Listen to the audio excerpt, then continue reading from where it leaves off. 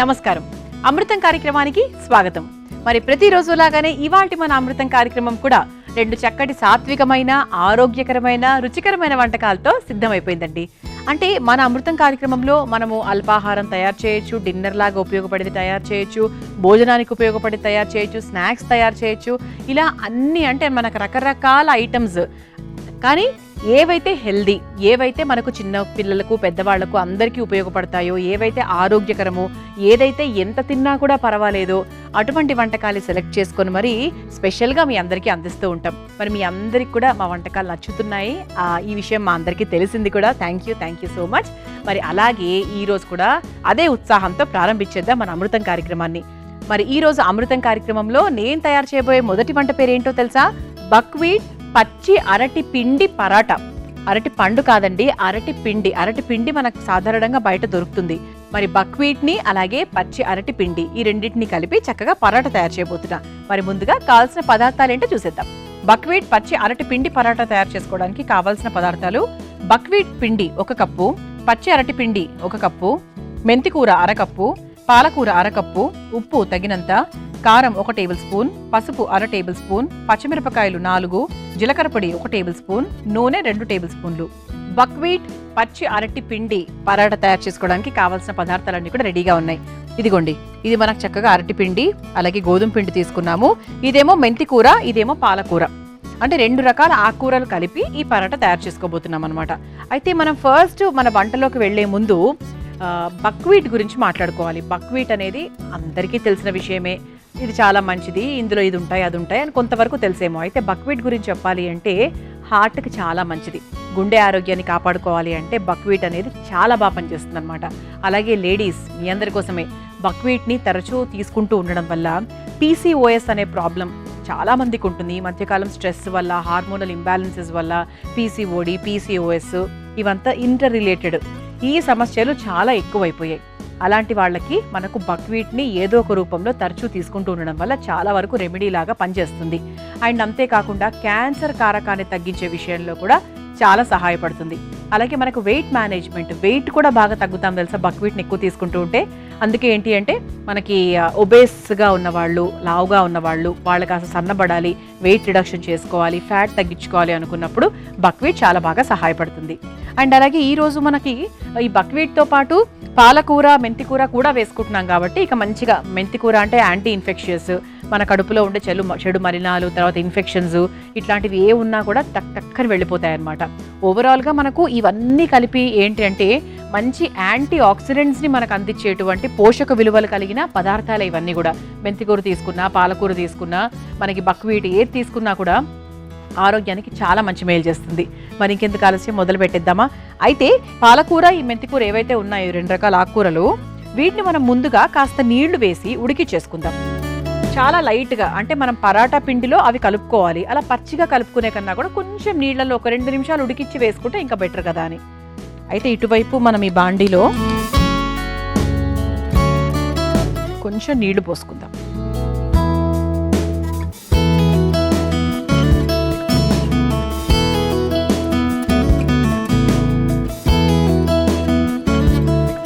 మనం నీళ్లు పోసేసుకున్నాం కాబట్టి ఇందులో పాలకూర, సన్నగా తరుక్కున్న పాలకూర, అలాగే సన్నగా తరుక్కున్న మెంతికూర,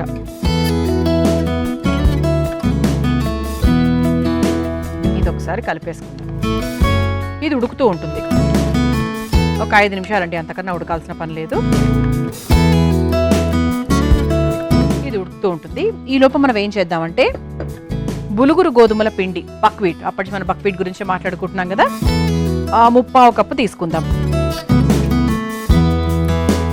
ఆ తర్వాత ఇందులో పచ్చి అరటి పిండి, ఇది కూడా తీసుకుందాం. ఇందులో సమానంగా తీసుకోవచ్చు, సమానానికి కొంచెం తక్కువలో కూడా తీసుకోవచ్చు.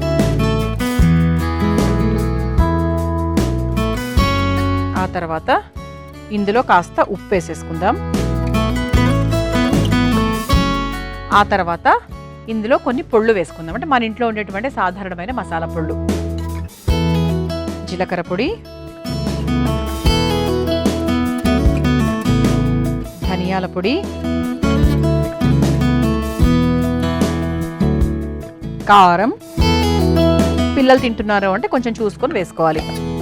ఆ తర్వాత కాస్త పసుపు,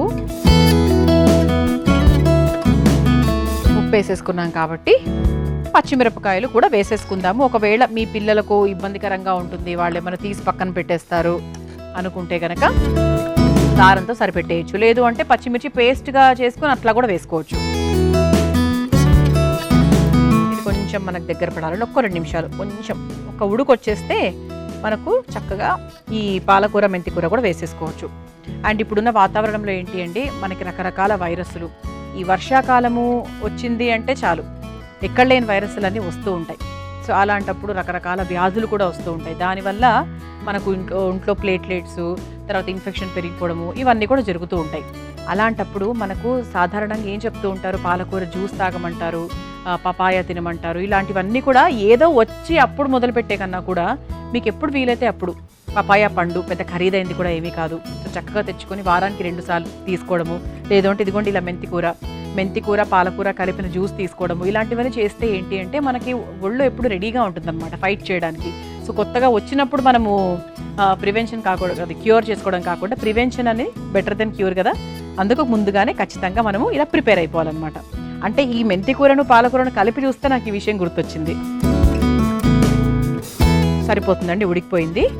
ఇప్పుడు దీన్ని మనం చక్కగా ఇందులోకి వేసేసుకుందాం. ఇది ఉడికిపోయింది కాబట్టి ఇప్పుడు మనం చక్కగా ఈ పిండిలో ఉడికించుకున్న మెంతికూర పాలకూర మిశ్రమాన్ని వేసేసుకుందాం.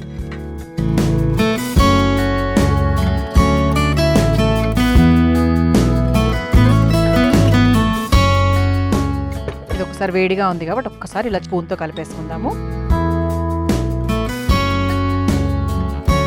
ఇప్పుడు ఇందులో కొంచెం నీళ్లు పోసేసుకుందాం.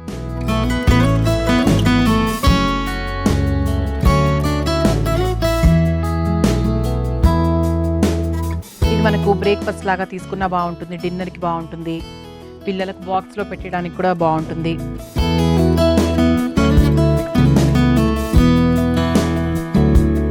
ఇది కొంచెం మనకు నీళ్లు పోసుకుంటూ ఉంటే డెఫినెట్గా తెలుస్తుంది మనకి ఎంతవరకు నీళ్ళు కలపచ్చో.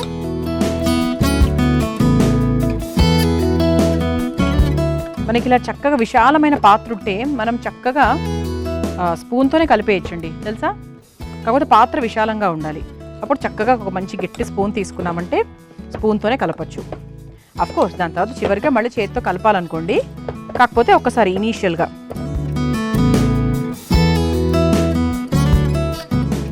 చూసారా ఇలా చక్కగా ఎంత బాగా పిండి కలిపేసుకున్నామో.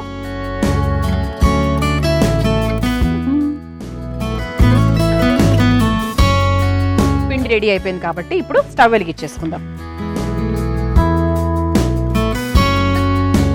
పెనం కాస్త వేడయ్యేలోపు మనం పరాటా తయారు చేసుకోవచ్చు. చాలా ఈజీ అండి.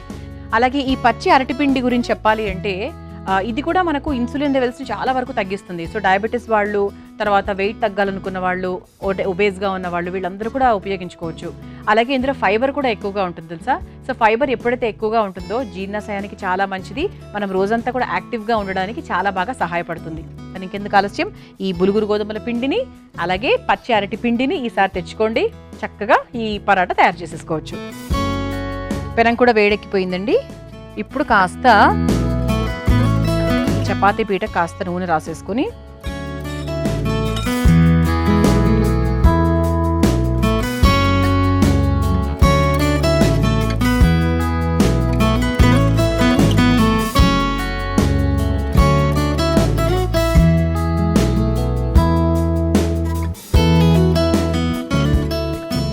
ఇలా చక్కగా మనం చపాతీలాగా చేసేసుకున్నాము.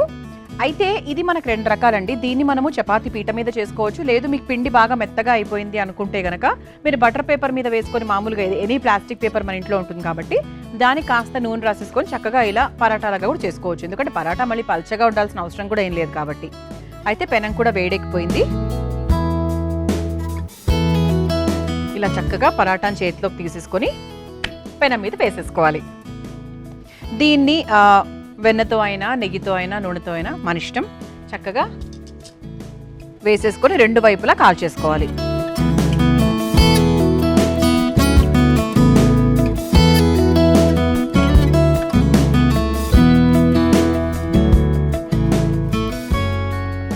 ఓకే, ఇది మనం రెండు వైపులా చక్కగా కాల్చుకోవాలి. సిమ్లో పెట్టుకొని కాల్చుకుంటే బెటర్ అండి. ఇది మనకు రైతాతో అయినా లేదు అంటే పుదీనా పచ్చడి దేంతో అయినా కూడా చాలా బాగుంటుంది. అసలు యాస్టీస్గా ఇలాగే కూడా బాగుంటుందండి. ఇలా నేను రెండు వైపులా కాలుస్తూ ఉంటాను. మీ అందరి కోసం ఈ చిట్కా. ఈరోజు గుమ్మడి గింజల ఉపయోగాల గురించి మాట్లాడుకుందాం. గుమ్మడి గింజల్లో అధికంగా కాల్షియం, జింక్, అలాగే విటమిన్ బి ఉంటుంది. మెమరీ పవర్ని పెంచుతుంది, డైజెషన్కి చాలా మంచిది, అలాగే బ్లడ్ని కూడా ఇంప్రూవ్ చేస్తుంది. మరి ఇంకెందుకు ఆలస్యం, గుమ్మడి గింజల్ని తరచూ తినడం ప్రయత్నించేయండి. చక్కగా ఇలా రెండు వైపులా వేయించేసుకున్నాము. చూసారా ఎంత బాగా అయిందో, చక్కగా రంగు కూడా భలే మారింది. Stove off చేసేస్తున్నానండి. ఆఫ్ చేసేసి ఇలా ప్లేట్లోకి తీసేసుకుందాం. ఇలా చక్కగా వేడివేడిగా బక్వీట్ పచ్చి అరటి పిండి పరాటా తయారైపోయింది. మీరు తయారు చేసుకోవాలనుకుంటే కావాల్సిన పదార్థాలు, తయారు చేసుకునే విధానం మరొకసారి చూసేయండి. బక్వీట్ పచ్చి అరటి పిండి పరాటా తయారు చేసుకోవడానికి కావాల్సిన పదార్థాలు: బక్వీట్ పిండి 1 కప్పు, పచ్చి అరటి పిండి 1 కప్పు, మెంతికూర 1/2 కప్పు, పాలకూర 1/2 కప్పు, ఉప్పు తగినంత, కారం 1 టేబుల్ స్పూన్, పసుపు 1/2 టేబుల్ స్పూన్, పచ్చిమిరపకాయలు 4, జీలకర్ర పొడి 1 టేబుల్ స్పూన్, నూనె 2 టేబుల్ స్పూన్లు. బక్వీట్ పచ్చి అరటి పిండి పరాటా తయారు చేసుకునే విధానం: ముందుగా స్టవ్ వెలిగించి ప్యాన్లో కొద్దిగా నీళ్లు పోసి అందులో పాలకూర, మెంతికూర వేసి ఉడికించుకోవాలి. ఇప్పుడు ఒక మిక్సింగ్ బౌల్లో బక్వీట్ పిండి, పచ్చి అరటి పిండి, కాస్త ఉప్పు, జీలకర్ర పొడి, ధనియాల పొడి, కాస్త కారం, పసుపు, సన్నగా తరిగిన పచ్చిమిర్చి, ఉడికించుకున్న పాలకూర, మెంతికూరను కూడా వేసుకొని కాస్త నీళ్లు పోసి ముద్దలాగా కలుపుకోవాలి. ఇప్పుడు చపాతీ పీటపై వేసి పరాటాలా ఒత్తుకున్న పరాటాని తవా మీద వేసి నూనెతో రెండు వైపులా కాల్చుకొని ఒక సర్వింగ్ ప్లేట్లోకి తీసుకొని సర్వ్ చేసుకుంటే బక్వీట్ పచ్చి అరటిపిండి పరాటా రెడీ.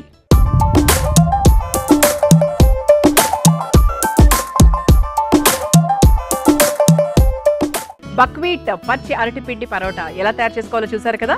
రుచి చూసి ఎలా ఉందో చెప్తాను.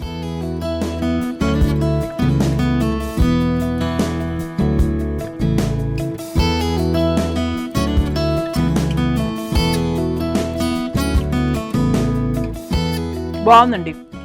అంటే ఆ పచ్చి అరటి పిండి రుచి ఎలా ఉందో అనేది నేను అనలైజ్ చేస్తున్నాను అనమాట. బాగుంది అసలు. అంటే ఆ మెంతికూర చేదు కూడా అస్సలు లేదు, బక్వీట్ చేదు కానీ ఏమీ లేదు. అసలు పిండిలో అసలు ఇక్కడ చేదు తెలియట్లేదు. అలాగే మనకి మెంతికూర కూడా ఉడికిచ్చాం కాబట్టి అసలు ఏమీ తెలియట్లేదు. చాలా చాలా బాగుంది, రుచికరంగా ఉంది యాక్చువల్గా. అంటే పెద్దవాళ్ళకి పెడితే కూడా ఆరోగ్యానికి చాలా మంచి మేలు చేస్తుంది కాబట్టి తప్పకుండా ప్రయత్నించండి. ఇక రెండో వంటలోకి వెళ్ళిపోదామా. రెండో వంట పేరేంటో తెలుసా? చాలా సులభంగా తయారు చేసుకునేటువంటి వంట బీట్రూట్ రైతా. ఎన్నో రకాల రైతాలు మీ అందరూ చేసి ఉండొచ్చు. బీట్రూట్ రైతా కూడా కొంతమందికి వచ్చి ఉండొచ్చు, కానీ రాని వాళ్ళు ఈరోజు నేర్చేసుకోండి. బీట్రూట్ రైతా తయారు చేసుకోవడానికి ముందుగా కావాల్సిన పదార్థాలు ఏంటో చూసిద్దాం. బీట్రూట్ రైతా తయారు చేసుకోవడానికి కావాల్సిన పదార్థాలు: బీట్రూట్ 1, పెరుగు 1 కప్పు, ఉప్పు తగినంత, నూనె 2 టేబుల్ స్పూన్లు, ఆవాలు 1 టేబుల్ స్పూన్, మినపప్పు 1/2 టేబుల్ స్పూన్, జీలకర్ర 1 టేబుల్ స్పూన్, ఇంగువ 1/2 టేబుల్ స్పూన్. బీట్రూట్ రైతా తయారు చేసుకోవడానికి కావాల్సిన పదార్థాలన్నీ కూడా రెడీగా ఉన్నాయి. అయితే బీట్రూట్ రైతా చాలా చాలా సింపుల్గా చేసుకోవచ్చు అండి. ఎక్కువ ప్రాసెస్ కూడా ఉండదు, 5 నిమిషాల్లో చేసుకోవచ్చు. అప్పుడప్పుడే వంటలు నేర్చుకుంటున్న వాళ్ళు కూడా ఈజీగా చేసుకోవచ్చు. అయితే వంట విషయం పక్కన పెట్టిద్దాం, కాసేపు బీట్రూట్ గురించి మాట్లాడుకుందాం. ఇక బీట్రూట్ అనేది ఏంటి అంటే, బ్లడ్ తక్కువ ఉన్న వాళ్ళకి, ఐరన్ తక్కువగా ఉన్న వాళ్ళకు ఖచ్చితంగా బీట్రూట్ ఎవ్రీడే తినమని చెప్తూ ఉంటారు. అంటే ఒక్కసారి ఒక్క ఉడికిచ్చేసుకొని దాన్ని పచ్చిగా అలా తినేయచ్చు. లేదు అంటే బీట్రూట్ని, యాపిల్ని, క్యారెట్ని కలిపి అలా జ్యూస్ రూపంలో కూడా తాగొచ్చు. ఏదైనా వర్కౌట్ చేసే ముందు, వర్కౌట్ అంటే అది జిమ్కి వెళ్ళడమో లేకపోతే ఏదో ఒక ఫిజికల్ యాక్టివిటీ చేసే ముందు బీట్రూట్ని ఖచ్చితంగా తీసుకోమని చెప్తారు. అంటే బీట్రూట్ జ్యూస్, ముఖ్యంగా బీట్రూట్ జ్యూస్ని ఖచ్చితంగా తీసుకోమని ఎందుకు చెప్తారు అంటే, మనకు కండరాలు బలంగా ఉండడానికి, ఫిట్గా ఉండడానికి చాలా బాగా హెల్ప్ చేస్తుంది కాబట్టి. అలా బీట్రూట్ ఏంటి అంటే హార్ట్ హెల్త్కి చాలా మంచిది. తర్వాత ఫిట్నెస్ లెవెల్స్ని ఇంప్రూవ్ చేసుకోవడానికి, మన ఒంట్లో ఉండేటువంటి మెటబాలిజంని కూడా ఇంప్రూవ్ చేసుకోవడానికి చాలా బాగా సహాయపడుతుంది. అలాగే ఇంతకుముందు చెప్పినట్టు బ్లడ్ కౌంట్ పెరుగుతుంది, అలాగే జ్ఞాపక శక్తి కూడా చాలా బాగా పెరుగుతుంది. అందుకే పిల్లలకి ఖచ్చితంగా బీట్రూట్ కూర అయినా, బీట్రూట్ స్వీట్స్ అయినా, పలువారి పిల్లలకు ఎంతో కొంత షుగర్స్ ఇవ్వడం పెద్ద ఇబ్బంది ఏం లేదు. బీట్రూట్తో హల్వాస్, తర్వాత బీట్రూట్తో పరాటా, తర్వాత బీట్రూట్తో దోశ, మన అమృతం కార్యక్రమంలోనే మనం చాలా రకాలు చేసాం బీట్రూట్తో. అలా ఏంటి అంటే మెమరీ బాగా పెరగడానికి, మెమరీని కోల్పోకుండా ఉండడానికి, కొంచెం పెద్దవాళ్ళకి అనుకుంటే, సో వాళ్ళందరికీ కూడా మనకు బీట్రూట్ చాలా బాగా సహాయపడుతుంది అనమాట. ఇక బీట్రూట్ గురించి చెప్పాలి అంటే తక్కువ క్యాలరీస్ ఉంటాయి, తక్కువ ఫ్యాట్ కంటెంట్ ఉంటుంది కాబట్టి అంటే ఒబేసిటీతో ఉన్నవాళ్ళు, అలాగే డయాబెటీస్ ఉన్నవాళ్ళు, వీళ్ళు ఎవరైనా కూడా చక్కగా తీసేసుకోవచ్చు. అండ్ అలాగే ఆరోగ్యానికి కూడా చాలా మంచి మేలు చేస్తుంది. మరి ఈరోజు ఈ బీట్రూట్ రైతా ఎందుకు, దేంట్లో కలుపుకోవచ్చు అంటే, యాక్చువల్గా బీట్రూట్ రైతా ఎందులో కలుపుకోవడానికి కాదండి. ఒక రకంగా చెప్పాలంటే దాన్ని ఉట్టిగానే తినేయచ్చు. దీనికోసం నేను ముందుగా బీట్రూట్ని ఉడికించి ఇలా చక్కగా పేస్ట్ లాగా, అంటే కచ్చా పచ్చాగా 80% వరకు మనము రుబ్బుకుంటే సరిపోతుంది, అలా రెడీగా పెట్టాను. అయితే మీరు ఒకవేళ ఉడికించుకునే టైం మీకు లేదు అనుకుంటే మీరు దాన్ని గ్రేట్ చేసేసుకొని తురిమేసుకొని చక్కగా నూనెలో లేదంటే నేతిలో చక్కగా వేయించేసుకొని ఆ విధంగా కూడా చేసుకోవచ్చు. కాకపోతే నేను పూర్తిగా ఉడికించుకొని చక్కగా చేస్తున్నాను అనమాట. అంటే ఎక్కడ కూడా పచ్చివాసన లేకుండా ఉండడానికి, మన కడుపులో ఎటువంటి ఇబ్బంది లేకుండా ఉండడానికి. కానీ అండి బీట్రూట్ డైజెషన్కి చాలా హ్యాపీ, ఎటువంటి ఇబ్బంది ఉండదు. కాబట్టి అది పచ్చిగా తిన్నా ఎలా తిన్నా కూడా మీకు డైజెషన్ పరంగా అయితే ఎటువంటి ఇబ్బంది ఉండదు నాకు తెలిసైతే. మరి ఈరోజు మన బీట్రూట్ రైతాని మొదలు పెట్టేద్దాము. ఫస్ట్ మనం ఏం చేద్దామంటే ఒక బౌల్ తీసుకుందాం. ఒక మిక్సింగ్ బౌల్ తీసుకొని ముందుగా బీట్రూట్ వేసుకుందాం. ఒక బీట్రూట్ తీసుకొని చక్కగా ఒక 2 నుంచి 3 విజిల్స్ వరకు ఉడికించేసుకొని తొక్క తీసేసి, తొక్క తీసైనా మీరు ఉడికించుకోవచ్చు. ఒకవేళ ఉడికించుకునేటప్పుడు తొక్క ఉండుంటే కనుక తొక్క తీసేసిన తర్వాత మీరు చక్కగా రుబ్బుకోవడమే. అలా ఒక బీట్రూట్ గుజ్జుని ఇందులోకి వేస్తున్నాను. ఈ గుజ్జు చూస్తుంటే చిన్నప్పుడు పిల్లలకు పెట్టేది గుర్తొస్తుందండి. పిల్లలు అంటే మా అబ్బాయికి కూడా చిన్నప్పుడు ఖచ్చితంగా బీట్రూట్ని క్యారెట్ని 2 విజిల్స్ పెట్టేసి చక్కగా మ్యాష్ చేసేసుకొని గ్రైండ్ చేసేసుకొని అందులో కాస్త, అంటే 1 ఇయర్ తర్వాత అయితే ఉప్పు కూడా కాస్త వేసి, జీలకర్ర పొడి కూడా కొంచెం వేసి పెడితే పిల్లలు చాలా బాగా ఎంజాయ్ చేస్తారు. వాళ్ళకి ఎప్పుడైనా ఒంట్లో బాగాలేకపోయినా, వాళ్ళు ఏదైనా అన్నం తినలేదు అనిపించినప్పుడు ఇలా మీరు ఏదైనా ప్యూరీ పెట్టేశారు అంటే అన్నం తినలేదు అన్న బాధ కూడా మనకు ఉండదు. ఒక్కసారి కలిపేసుకున్నాము. ఆ తర్వాత ఇందులో కాస్త పెరుగు కూడా వేసేసుకుందాం.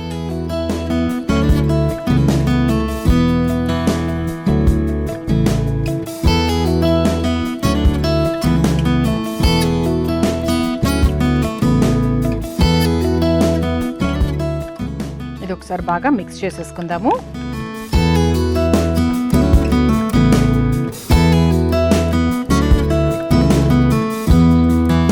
ఇందులో ఫ్యాట్ కంటెంట్ కూడా చాలా తక్కువగా ఉంటుంది కాబట్టి అసలు లావ్ అయిపోతారేమో, ఫ్యాట్ ఎక్కువగా ఉంటుంది, ఇటువంటి టెన్షన్స్ ఏవీ లేవు.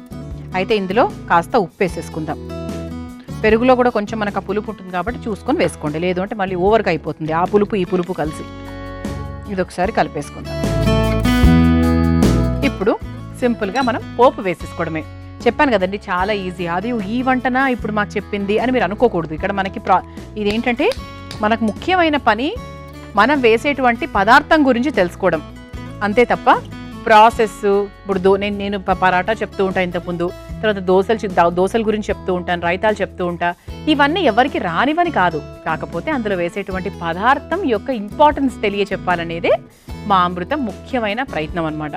అందుకే ఏంటి అంటే చక్కగా బీట్రూట్ గురించి ఈరోజు మీ అందరికీ చెప్పాలనుకున్నాను. మరి అలాగే బీట్రూట్తో రైతా కూడా చేసుకోవచ్చు అని తెలియని వాళ్ళ కోసం ఈ వంట. ఇప్పుడు ఇందులో కాస్త నూనె వేసుకుందామండి. జస్ట్ పోపు కోసమే అనమాట. చిన్న పోపు బాండి పెట్టుకున్నా కూడా మీకు సరిపోతుంది. నూనె కాస్త వేడైంది కాబట్టి ఇక పోపులోకి వెళ్ళిపోదాం. ముందుగా ఆవాలు,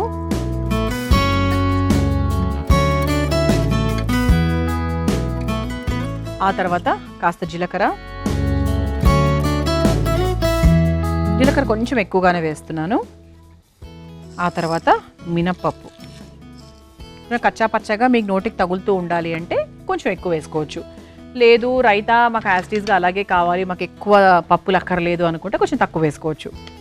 ఆ తర్వాత ఇంగువ ఏంటి అని మీరు అనుకోవచ్చు, కానీ చాలా బాగుంటుందండి. అది వేసిన దానికి వేయని దానికి చాలా డిఫరెన్స్ ఉంటుంది.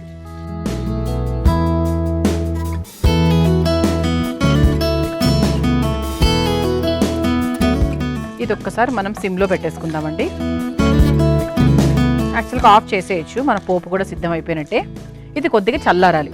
ఇది కొద్దిగా చల్లారితే ఏంటంటే చక్కగా మనం ఒక బౌల్లోకి తీసేసుకొని ఈ బీట్రూట్ రైతాని, దాని తర్వాత మనం పోపు వేసేసుకోవచ్చు. మీ అందరి కోసం ఈ చిట్కా. క్యాబేజ్ని మనం ఉడికించేటప్పుడు సాధారణంగా వాసన వస్తూ ఉంటుంది. ఆ వాసన కొంతమందికి నచ్చకపోవచ్చు కూడా. అలాంటప్పుడు ఏం చేయాలి అంటే క్యాబేజ్ ఉడికించుకునే నీటిలో 4 వెనిగర్ చుక్కలు అలాగే 2 లవంగాలు వేసి ఉడికించినట్టయితే ఆ వాసన రాకుండా ఉంటుంది. ఈసారి క్యాబేజ్ ఉడికించేటప్పుడు ఈ విధంగా ప్రయత్నించండి. మనం చక్కగా బీట్రూట్ రైతా తయారు చేసుకుంటున్నాము. దాంట్లో భాగంగా బీట్రూట్ ప్యూరీని అలాగే పెరుగుని కలిపి ఒక మిశ్రమంలో తయారు చేసాం. ఇటువైపు పోపు రెడీ చేసుకున్నాం.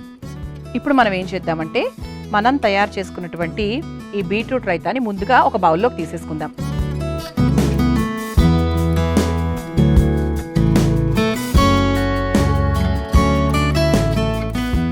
ఆ తర్వాత దీనిపైన నుంచి మనం చక్కగా పోపు వేసేసుకోవచ్చు.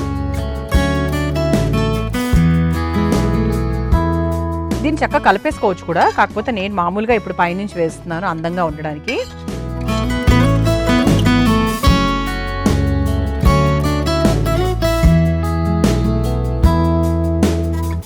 చూసారు కదా, ఇలా చాలా ఆరోగ్యకరమైన బీట్రూట్ రైతా రెడీ అయిపోయింది. మీరు తయారు చేసుకోవాలనుకుంటే కావాల్సిన పదార్థాలు, తయారు చేసుకునే విధానం మరొకసారి చూసేయండి. బీట్రూట్ రైతా తయారు చేసుకోవడానికి కావాల్సిన పదార్థాలు: బీట్రూట్ 1, పెరుగు 1 కప్పు, ఉప్పు తగినంత, నూనె 2 టేబుల్ స్పూన్లు, ఆవాలు 1 టేబుల్ స్పూన్, మినప్పప్పు 1/2 టేబుల్ స్పూన్, జీలకర్ర 1 టేబుల్ స్పూన్, ఇంగువ 1/2 టేబుల్ స్పూన్. బీట్రూట్ రైతా తయారు చేసుకునే విధానం: ముందుగా ఒక మిక్సింగ్ బౌల్లో ఉడికించి రుబ్బుకున్న బీట్రూట్ గుజ్జు, కాస్త పెరుగు, ఉప్పు వేసి ఒకసారి బాగా కలిపి పక్కన పెట్టుకోవాలి. ఇప్పుడు స్టవ్ వెలిగించి ప్యాన్లో కాస్త నూనె వేసి వేడైన తర్వాత ఆవాలు, జీలకర్ర, మినప్పప్పు, కాస్త ఇంగువ వేసి వేయించుకొని చల్లార్చుకోవాలి. ఇప్పుడు ఒక సర్వింగ్ బౌల్లోకి కలిపి పెట్టుకున్న బీట్రూట్ మిశ్రమాన్ని వేసి పైన నుంచి చల్లార్చుకున్న పోపును కూడా వేసి సర్వ్ చేసుకుంటే బీట్రూట్ రైతా రెడీ.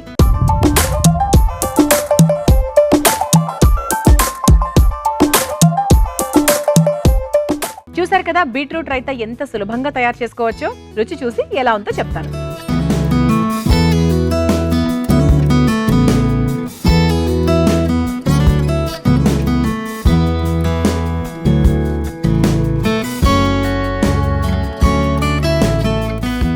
భలే కమ్మగా ఉందండి.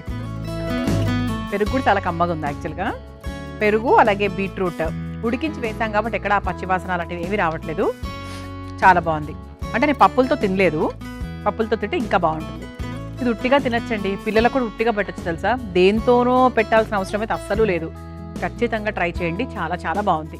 చూసారు కదా, మరి ఇవాల్టి మన అమృతం కార్యక్రమంలో నేను పరిచయం చేసిన 2 వంటకాలు మీ అందరికీ నచ్చాయని ఆశిస్తూ రేపటి అమృతం కార్యక్రమంలో మరో 2 చక్కటి వంటకాలతో మళ్ళీ కలుసుకుందాం. అంతవరకు సెలవు, నమస్కారం. ఈ కార్యక్రమాన్ని తిరిగి చూడాలనుకుంటే www.youtube.com/ETV Life Spiritual లో చూడవచ్చు.